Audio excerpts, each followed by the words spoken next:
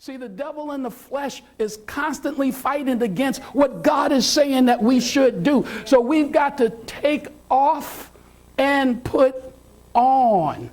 Now, this is the thing. Our experiences have dressed us. I got some stuff.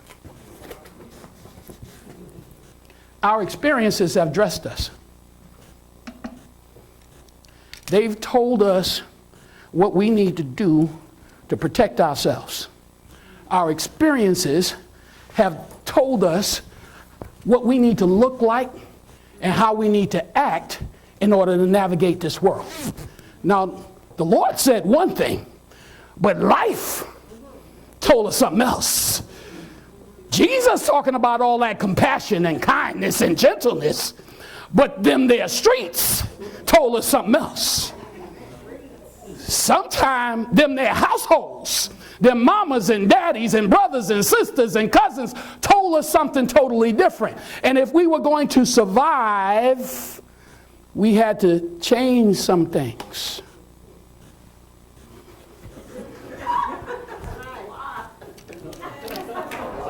That's right. Wow.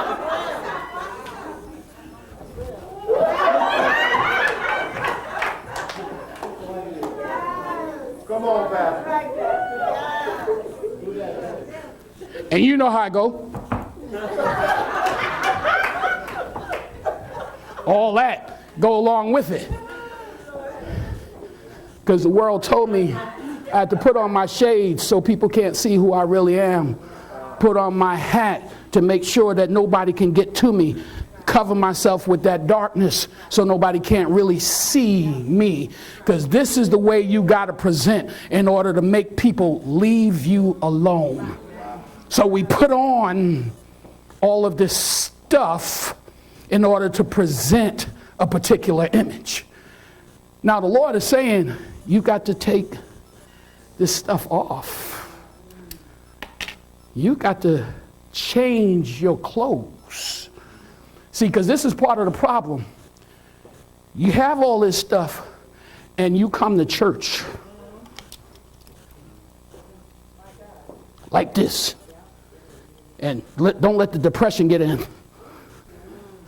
Who in my seat? Why they sitting in my seat? What kind of songs they singing in this place? Where my worship leader at? Where? Who gonna be up there? Oh man, that's who's singing today. Wow.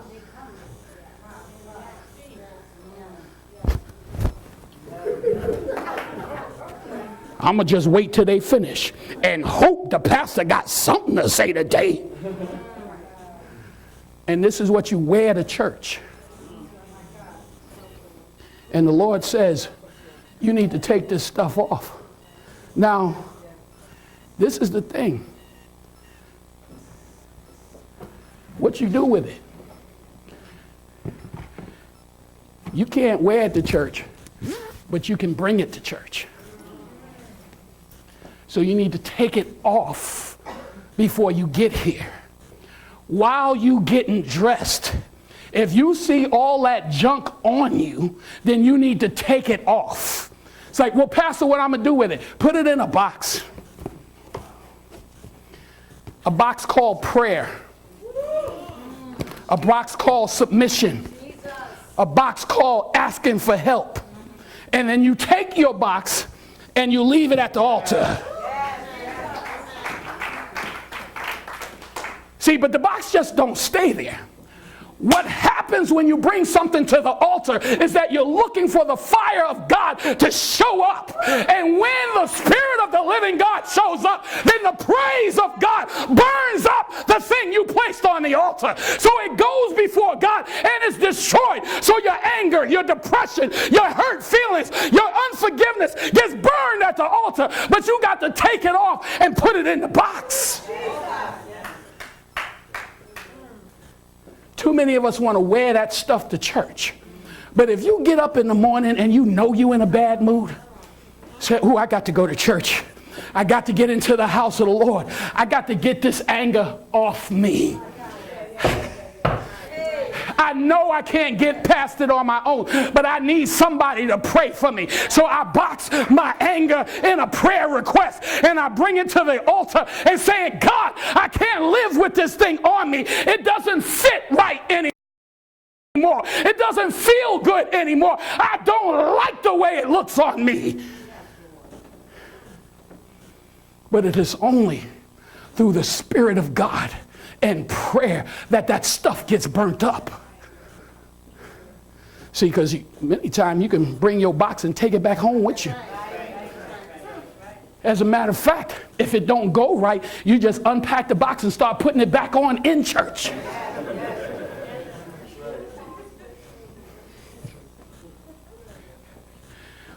Oh, God. But we, the children of the living God, when we take that stuff off, and this is where the problem becomes, is that when we take the stuff off, we feel like we're not covered. It feels like something is missing. So if I put my anger down, what's going to protect me?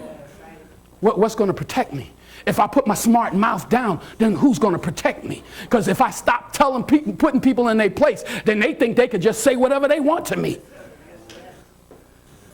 Oh, Jesus. Oh, Jesus. So in order to keep people from saying stuff I don't like, I need to beat them to the punch. And they got to know that if you bring it, it's going to be some. If you start it, I'm going to finish it. I'm going to finish it. This is how I keep them off of me until we learn what we need to put on. Because God says that we need to put on compassion.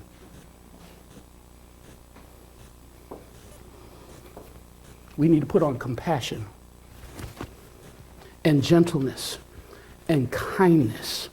It changes the way that we look. It changes our demeanor.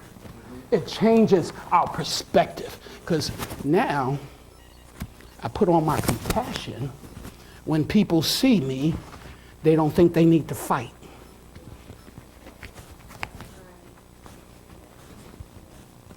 So you get dressed with what the Lord gave you and the thing that's appropriate for where you're going.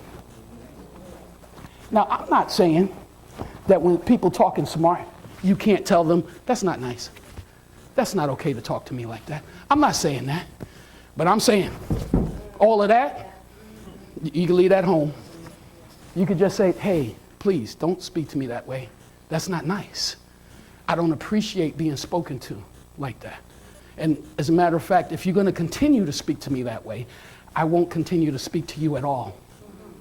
We will end the conversation here because I will be spoken to with respect. I will. Yes. This becomes the temptation. I still got my eye on my box. So even though I tried to put on a little compassion, oh, they ain't hearing me. So what didn't get burnt up?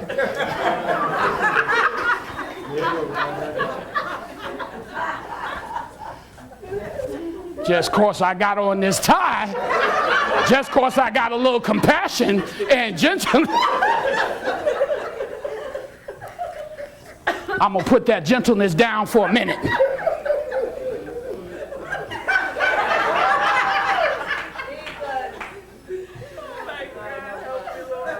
And if we keep down that road, then this is what we do. We pull everything back out the box. And you try to have on compassion, gentleness, kindness, and then put it on top of your anger. And you look like a crazy person. Confused, don't know what you're doing. This is how you look. I put my anger on, and then I tried to put some compassion on top of my anger. And this is what you look like.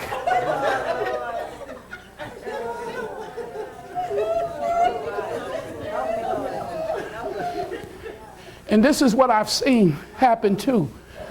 Have you ever had a real change in your heart where God took it away, where he really took it away? He put on something different. He dressed you different. He made you look different. And then something happened and it's, well, I'm going to put my anger back on. You still look crazy. God has dressed you differently. Why are you trying to put them old clothes back on? He has taken that away from you. Why are you trying to put it back on? Why are you trying to put it? This is your real you now. But you got to put this on because you're feeling insecure in your real you. And you end up looking like a person that's confused, that don't know where they're going, don't know what they're doing. That's the problem. So when it's put on the altar, leave it on the altar. Let the Lord dress you in those things that make you who you're supposed to be, that allows you to operate in the office you're supposed to operate in, that validate who you are in Him. Let Him put that patience on so that you can see clearly that when someone is behaving badly, how can I help? How do I get it right? This is what God does too, and I love this, is that once you get dressed, what He'll do, sometimes we're not cookie cutters, so He gives you your own signature. So when people see your signature, they know that's you. You operating under what God has told you to do, but it's still you. And then if He really can trust you,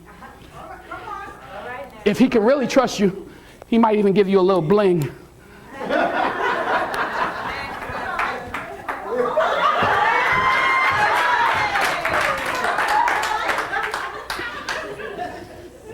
If He can trust you. If He can trust you. Now, when you are dressed in the things that God told you to be dressed in, the compassion, gentleness, kindness, patience, bearing with one another, when you have been dressed in that, you can still handle the same situations you did when you was dressed in the other stuff, but at the end of the day, you still have a testimony. At the end of the day, you are now pleasing God. People can come at you, but they can't get past the stuff that God has put on you because you're operating the way God told you need to operate. Hallelujah. Yes, God.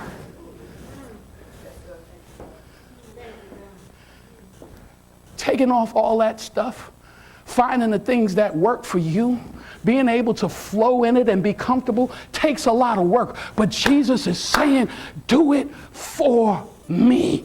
Each and every one of us have a challenge that is before the Lord that is not an easy thing. It might have been something that you grew up with. It might have been something that has just been part of the way that your mind thinks. But God is saying, if it's time to change, do it for me. Giving up what you were, what you wanted, the way that you wanted it to be in order to please God. He's saying, do it for me. When you're tired, when you're frustrated, when you can't go any further, He's saying, do it for me. Get up out of that bed for me. Shut your mouth for me. Testify for me. Hallelujah. Yes, Lord. And I get it that sometimes when you're standing there and you're under the gun and it's like everything in you wants to respond differently. Everything in you is burning up on the inside to do something different. And Jesus is saying, stay quiet for me. Stay at peace for me. Don't respond for me. Leave it on the table for me. Sometimes it's like, ooh, if I just do this. If I just do this, things would be so much easier for me. If I just give in to that, things would be so much easier for me. If I just allow this, then things would be so much easier. And Jesus is saying, hold on for me. Hold on for me. Hold on for me. Stick to the word for me. If no other reason you can find, do it for me. Changing is hard. Nobody likes it. No, we resist change. But when God has placed something in front of you and said that it's time for it to change, if you can't find any other reason, do it for Him.